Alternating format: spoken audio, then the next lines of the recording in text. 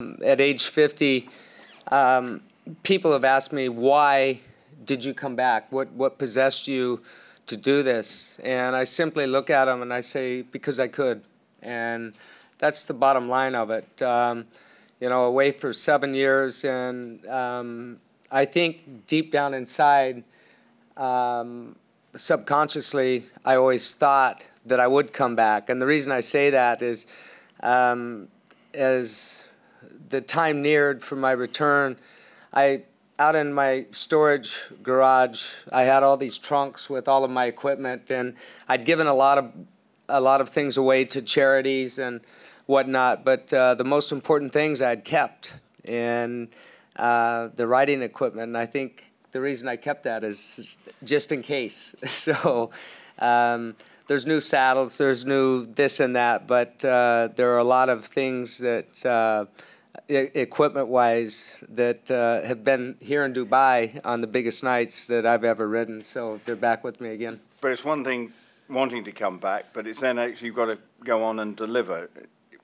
which is what you had done. Was there any worry that were you confident that you could perform like you used to? There's always that worry, and I knew that I was going to have to come back better and stronger than I was the previous 2 years that I had ridden. When I was in France riding for Andre Fabre in 1994, or 2004, excuse me, had a great win at Nada Shiba on Polish summer. Start of a great summer for myself with Andre, but I wasn't comfortable physically. There's no secret the injuries with my knees and the maintenance, and the old saying, time heals all. I guess you can look at me and say, yeah, it does. And I think physically I feel better now on a horse's back than I did probably 5 years previous to my retirement.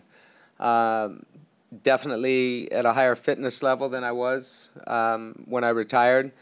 I hit the gym on a regular basis, and probably taken better care of myself than I have at any point in my life. And that's essential at age 50 that I do that.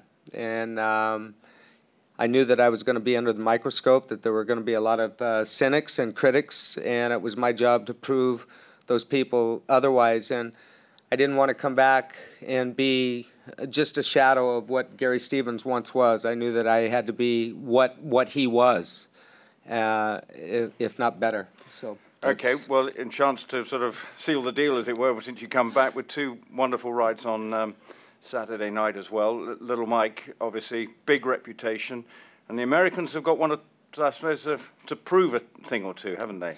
Yeah, you know, the Americans have not had any success since Maidan has opened up with the synthetic surface.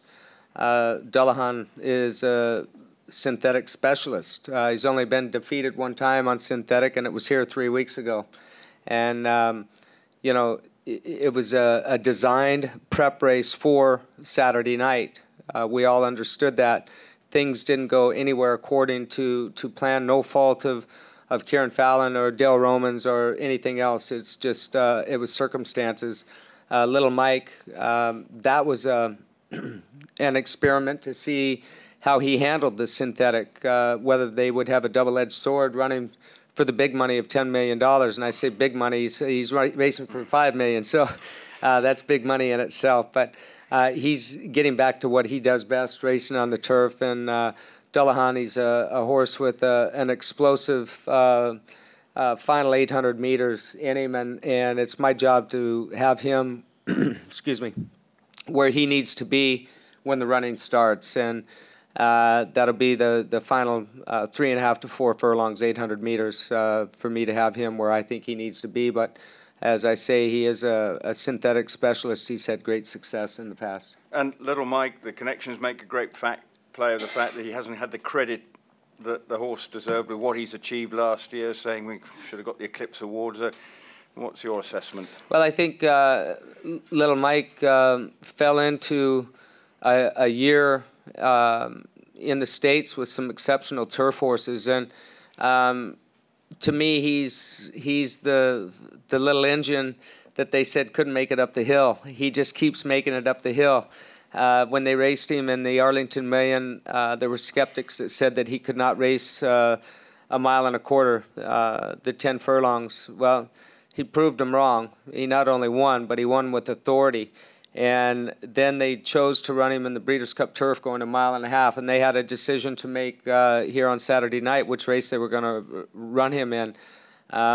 And he not only won the Breeders' Cup Turf going a mile and a half, but he showed a new dimension in not going to the front, not setting the pace. He came from just off of the pace that night. So we're making no secrets about it. Dale Romans has already said that Little Mike will go to the front, but in horse racing, as a rider, I always go out to ride a race with a plan A, B, C, and D, and sometimes a E. And you hope that plan A works, but I know that he's versatile enough that if he misses the break or if somebody's in front of him, then they're probably going too fast. He's a horse that will dictate to me where he wants to be when the running starts, and I'll ride him accordingly.